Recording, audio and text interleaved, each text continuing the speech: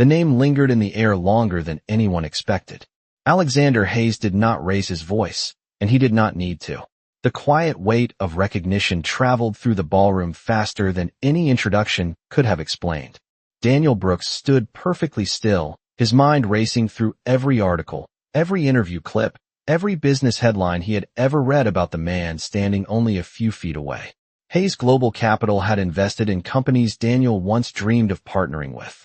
The firm had purchased entire technology startups before most founders even finished their first round of funding. And now the man behind those decisions was standing beside Emily Carter as if the moment were the most natural thing in the world. Around them the guests had fallen almost completely silent. One woman near the center table whispered, "That is really him," while another guest nodded slowly, eyes wide with disbelief. Sophia's hand slipped gently away from Daniel's arm as she studied Alexander Hayes with growing confusion. "You mean the Alexander Hayes?" she asked quietly, though the answer was already clear from the expressions surrounding them. Daniel swallowed once, forcing a small smile that did not reach his eyes. He stepped forward and shook Alexander's hand, though the confidence he had displayed earlier had faded into something far more careful. "Of course," Daniel said slowly, attempting to recover his composure. "I have seen your interviews. Impressive work." Alexander returned the handshake politely, but without ceremony, the calm expression on his face unchanged. "Thank you," he replied simply. The gesture lasted only a moment before he stepped back beside Emily again. Daniel glanced between them, searching for some explanation that would make the scene feel less surreal. "So," Daniel said after a brief pause, his voice lighter than he felt, "how do the two of you know each other?" The question hung in the air for a second. Emily looked toward Alexander with a soft smile that seemed to carry years of quiet understanding. He met her eyes briefly before answering. "Emily and I met a while ago," he said calmly. His tone was relaxed, but the simplicity of his words seemed to create even more curiosity among the listeners. One of the guests who had been checking his phone earlier leaned toward another and whispered again, confirming the same name that had already stunned the room. Daniel noticed the whispers spreading and felt a strange tightening in his chest. Just minutes earlier he had been the center of attention, the one explaining his plans and measuring success in confident sentences. Now the attention had shifted completely, and it had shifted to Emily. He studied her more carefully than he had all evening. The same quiet woman he once believed had fallen behind was now standing beside one of the most recognized figures in the technology investment world. Emily noticed Daniel's expression but said nothing. Instead, she rested one hand lightly on Alexander's arm, the gesture calm and natural. "We should say hello to a few people before the evening ends," Alexander said gently to her. Emily nodded once, then turned back toward Daniel with the same composed expression she had carried all night. "It was good seeing you again, Daniel," she said politely.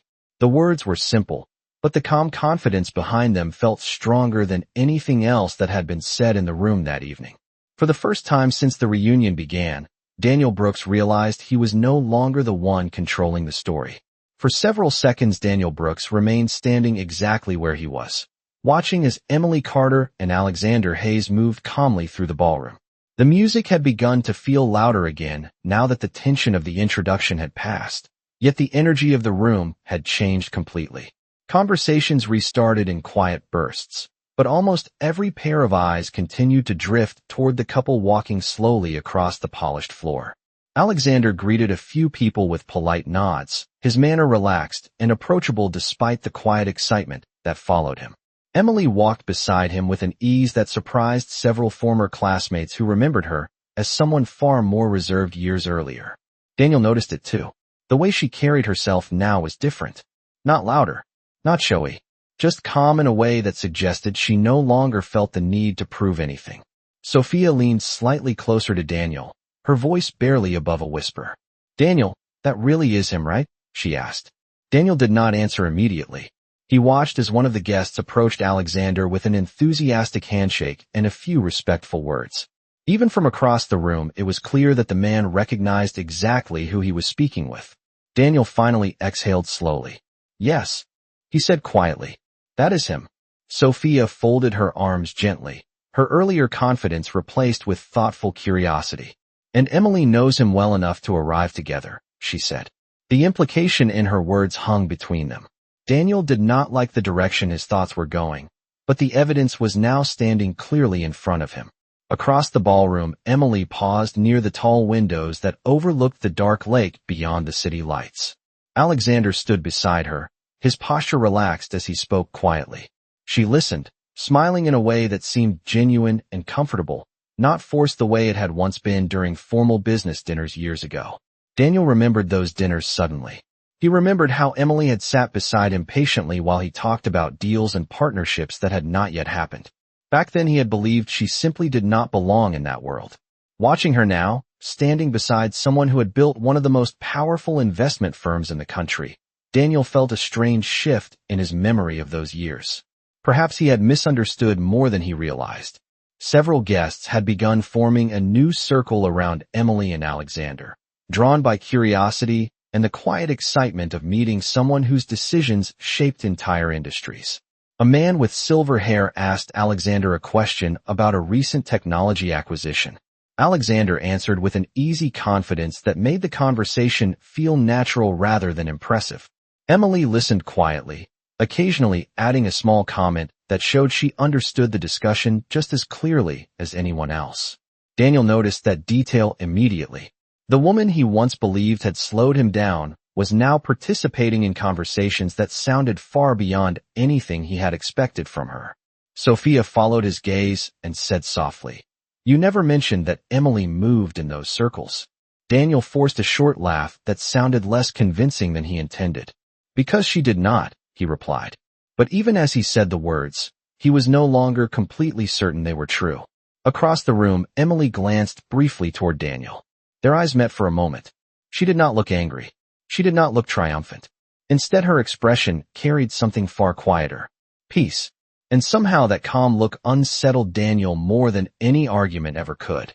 The cool night air greeted Emily Carter and Alexander Hayes as they stepped through the hotel doors and onto the quiet sidewalk outside the Lakeshore Grand. The city had grown calmer since the evening began, the distant traffic along Lakeshore Drive now little more than a soft murmur beneath the wide Chicago sky. Across the street, the dark surface of Lake Michigan stretched endlessly toward the horizon, reflecting faint silver streaks of moonlight that moved slowly with the gentle waves. A valet brought their car forward beneath the canopy lights, the polished black exterior reflecting the golden glow from the entrance.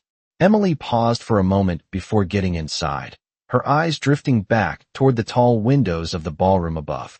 Through the glass, she could still see the faint silhouettes of guests moving beneath the chandeliers. Somewhere inside that room, Daniel Brooks was likely standing among the same people who had once believed they understood how her story had ended, but tonight had quietly rewritten that story without a single raised voice. Alexander noticed the direction of her gaze and followed it briefly before looking back at her with a calm expression. "Are you thinking about going back in?" he asked gently. Emily shook her head with a soft smile. "No," she said. "I think I already said everything I needed to say." Alexander nodded, understanding that some endings did not require long conversations or dramatic words. Sometimes the most powerful answers arrived in silence. The driver opened the rear door of the car and stepped aside respectfully. Emily slid into the seat, the soft leather cool against her hands as she settled back. Alexander joined her a moment later, and the door closed quietly, sealing the warm interior away from the breeze outside. As the car began to move slowly away from the curb, Emily watched the hotel entrance grow smaller in the rear window. Years ago, she had walked out of a courthouse with a single folder in her hands and the painful belief that her life had somehow fallen apart. She remembered the long months that followed, the quiet determination it took to rebuild herself piece by piece while the world around her assumed she had simply disappeared. But those difficult seasons had slowly shaped something stronger than she had ever imagined. They had taught her how to trust her own voice, how to move forward without waiting for approval, and how to recognize the kind of partnership that respected who she truly was. Beside her, Alexander rested his arm comfortably along the seat, his presence steady and reassuring. He did not need to ask what she was thinking. The calm expression on her face already said enough. Outside the window, the city lights passed in gentle streaks as the car turned onto the boulevard beside the lake. Emily looked ahead toward the open road with quiet clarity. Somewhere behind them, Daniel Brooks was still inside that ballroom, finally understanding a truth he had never seen before. The woman he once believed had fallen behind had never been chasing his path at all. She had been building her own. And tonight the world had quietly watched her walk forward without looking back.